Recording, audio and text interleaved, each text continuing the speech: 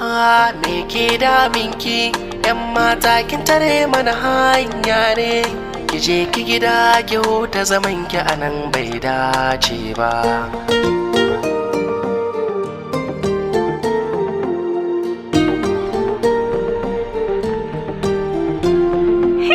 Da na san haka shanin so yake da ba zan fara ba, da na san raɗaɗi zai sanya mini da ban soma ba. Makaranta ce na shiga ban sanya zan kaya ba, kai ni fa zama da haka shi ne daidai Allah na tuba. Ba da masoyin gaske sai dai Allah hakunne, zuciya ɗauke da zance wai san me ke ciki zaune.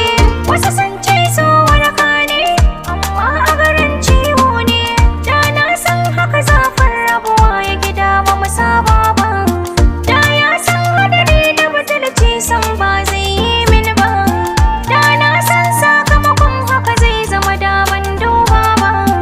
In dai soyayya ce na haƙura ba zan kara ba, ba zan kara ba, ba zan sake ba.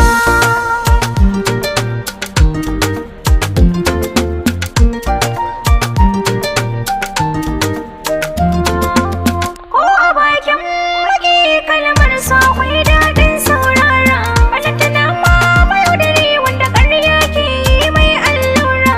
Zuciyata narke kan soyayya ya yi min da dabara, ashe wani buri za ya cika. Ya mai da ni ATM na shaka, ya aure wadda yake so ya bar ni haka ban gano ba.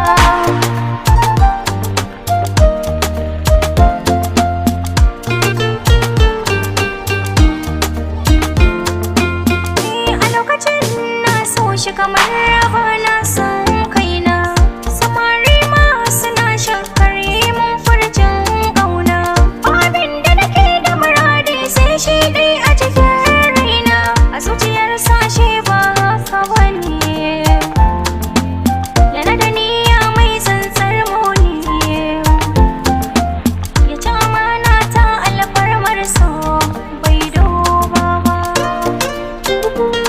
bai duba ba.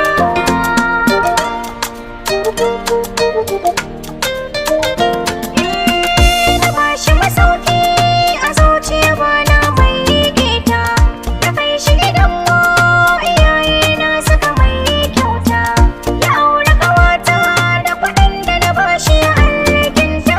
Aminiya ta ce ta min na haka, wacce na yarda da ita na ja a jika, a dalilin haka na ɗau soyayya ba komai ba.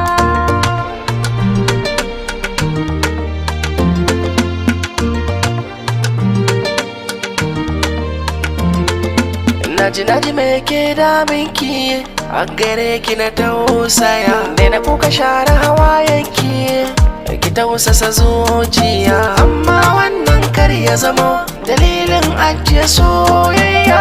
Wani hane ga Allah bai wani, duk wata jarabta daga shi ne, watakili nasara na tare da ke baki gano ba.